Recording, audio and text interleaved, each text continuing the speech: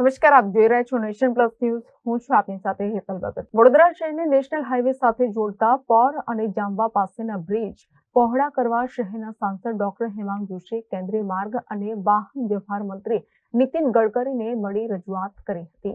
વડોદરા શહેર પાસેના national highway પરના પોર અને જાંબા ખાતેના બે બ્રિજ હાલ ખૂબ જ સાંકડા છે. બંને બ્રિજ સાંકડા હોવાને કારણે નેશનલ હાઈવે પર સતત દોડતા નાના મોટા વાહનોના ચાલકોને ભારે હાલાકી વેઠવાની નોબત વર્ષોથી થતી આવી છે. વાહનોની ભારે અવરજવરને પગલે આ સ્થળ પર સતત ટ્રાફિક જામની કાયમી સમસ્યા છે.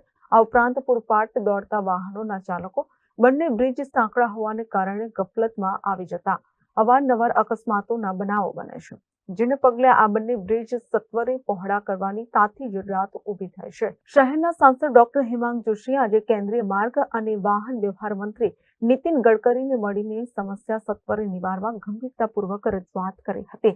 સાંસદ ડોક્ટર હેમાંગ જોશીની રજૂઆતને હકારાત્મક પ્રતિસાદ આપતા કેન્દ્રીય માર્ગ અને વાહન વ્યવહાર મંત્રી નેશનલ હાઈવે ઓથોરિટી ઓફ ઇન્ડિયાના ગુજરાત રાજ્યના તમામ અધિકારીઓને તાકીદે તેડાવી તેમને આ બંને બ્રિજ પહોળા કરવાની કામગીરી વહેલામાં વહેલી તકે શરૂ કરવા આદેશ કર્યો હતો. અત્રે ઉલ્લેખનીય છે કે શહેરના વિકાસ સાથે સંકળાયેલા બ્રિજના મુદ્દે તત્કાલીન સાંસદે પણ કેન્દ્રીય માર્ગ અને વાહન વ્યવહાર મંત્રી નીતિન ગડકરીને રજૂઆત કરી હતી. ત્યારે કેન્દ્રીય મંત્રીએ સત્વરે ઘટતું કરવા અંગે હકારાત્મક પ્રતિસાદ આપ્યો હતો.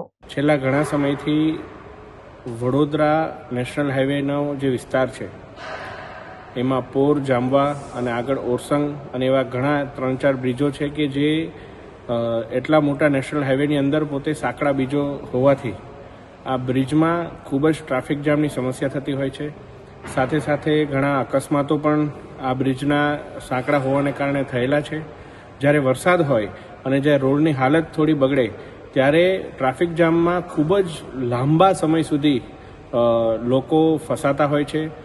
જે પોર અને એની જાંબાની આજુબાજુના જે વિસ્તારો છે, મલ્ટીનેશનલ ઇન્ડસ્ટ્રીઝ છે, ઘણા બધા ઔદ્યોગિક એકમો છે, પોર જાંબા વિસ્તારના સ્થાનિક રહીશો છે, એમની ઘણા સમયથી રજૂઆત એવી છે કે આ બ્રિજને પહોળા કરવામાં આવે.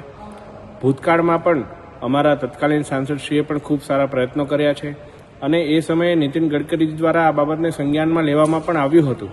પરંતુ જ્યારે કોઈ કારણોસર હજુ સુધી એ કામ થયું નથી ત્યારે આજે સંસદના શિયાળા સત્ર દરમિયાન માનનીય રોડ અને ટ્રાન્સપોર્ટ મંત્રી શ્રીમાન નીતિન ગડકરીજીનો સમય માંગી અને ગુજરાતના તમામ નેશનલ હાઈવે ઓથોરિટીના અધિકારીઓનો સમય માંગી અને આ તમામ મુદ્દે ખૂબ જ વિગતવાર ચર્ચા કરી છે.